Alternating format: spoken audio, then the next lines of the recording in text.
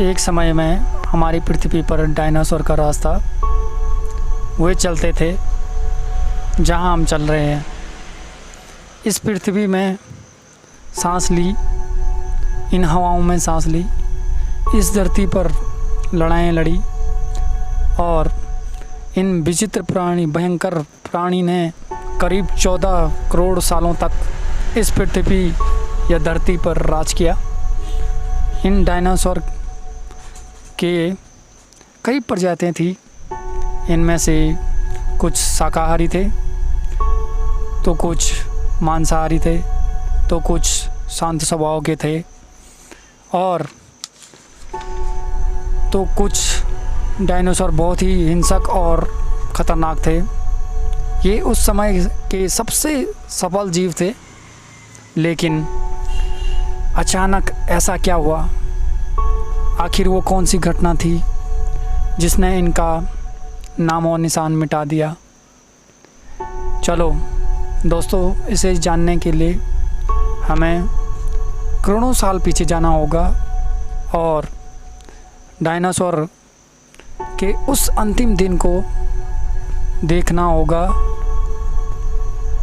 और आइए चलते हैं आज से 6.5 लाख करोड़ साल पहले धरती पर मौसम सामान्य था और चारों तरफ सूरज की रोशनी बिखरी हुई थी और चारों तरफ डायनासोर की चिल्लाते हुए आवाज़ें।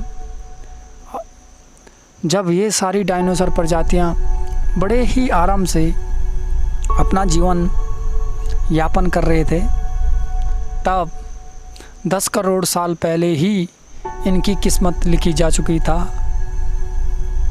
10 करोड़ साल पहले एक ऐसा एस्टेरॉयड का टुकड़ा जो सुदूर अंतरिक्ष से आ रहा था, वह पृथ्वी से लगभग 20 करोड़ मील दूर मंगल और बृहस्पति ग्रह के बीच बने सुदूर ग्रह के बेल्ट में घूम रहे एक बड़े एस्टेरॉयड से जा टकराता है।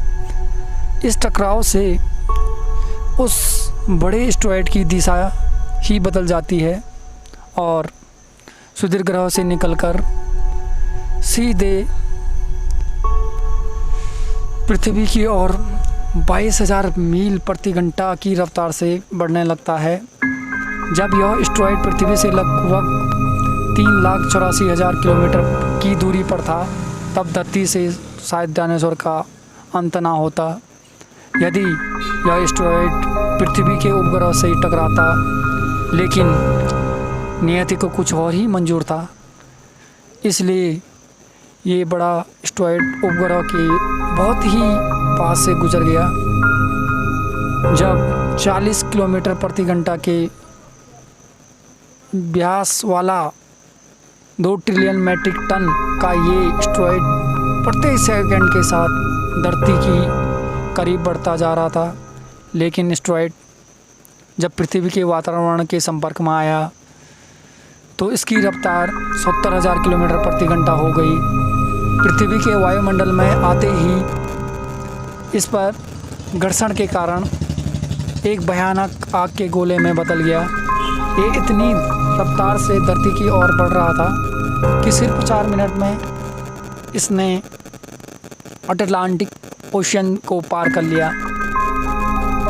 इसकी चमक इतनी अधिक थी कि धरती पर टकराने से पहले हजारों जीव आग के तहकाते गोले को देखकर अंधे हो गए थे। ये जीव उस उल्का पिंड को देख नहीं पा रहे थे, लेकिन क्या आप जानते हैं, उसकी भयानक गर्मी को महसूस कर रहे थे। कुछ ही क्षण में ये एस्टेरॉयड मैक्सिको की खाड़ी में ज़मीन से टकराता है और लगभग 35,000 डिग्री सेल्सियस की ऊर्जा वाला यह भयंकर विस्फोटक होता है। इस टकराव का विस्फोटक लगभग 10 हाइड्रोजन बम के बराबर था। शायद कितना भयंकर रहा होगा। ये विस्फोटक इतना शक्तिशाली था कि इसके टकराते ही धरती की लाखों टन धातु अंतरिक्ष में चली गई और टकराव वाली जगह पर 180 किलोमीटर चौड़ा और 20 किलोमीटर गहरा हो गया। विस्फोटक के कारण इस गड्ढे का सारा मेटल और पत्थर आसमान में धूल के बड़े बादल में तब्दील हो गया। जब 16 मिनट 40 सेकंड के बाद ज़मीनी टकराव से धरती के अंदर चारों ओर 11.1 तीव्रता का भूकंप की ओर तरंगें उठने लगी। इस वजह से समुद्र में विशालकाय लहरें का निर्माण हुआ और एक के बाद एक सुनामी की लहरें चारों तरफ फैलने लगी। भूकंप की तरंगों ने सभी सक्रिय ज्वालामुखियों को दहका दिया और जिसके कारण जगह जगह डायनासोर का विनाश शुरू हो गया। धरती के ये महाविनाश की प्रक्रिया आरंभ हो चुका था। इस भयानक विस्फोट में रेडिएशन की मात्रा इतनी बढ़ गई थी कि इसके 800 किलोमीटर के दायरे में सभी आने वाले जीव जलकर पूरी तरह राख हो गए। इस महाविनाश में उड़ने वाले डायनासोर इन ज़मीनी खतरों से तो बच गए, लेकिन ये तो महाप्रलय की शुरुआत थी।